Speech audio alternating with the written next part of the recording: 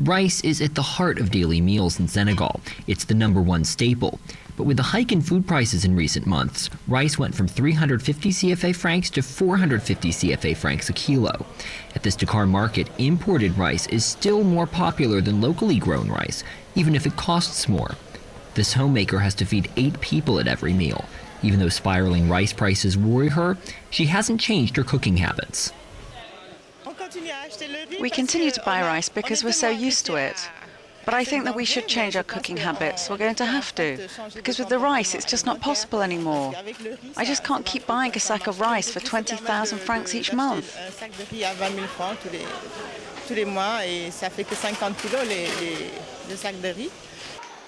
For 14 years, the House of Senegalese Products has been preparing and selling local staples.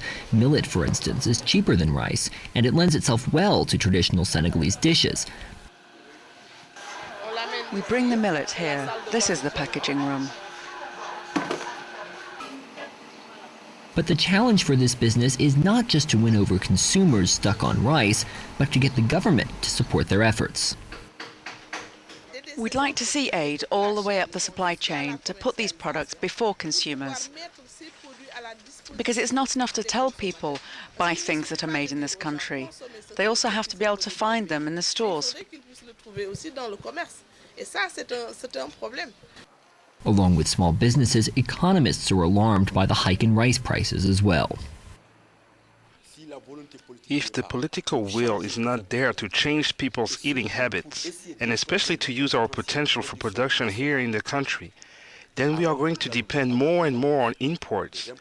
And then there will arrive a time just a minority of people will be able to buy rice or imported grains.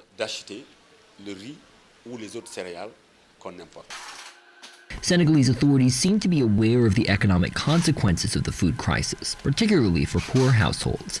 They want to wean the country off imported food by 2015.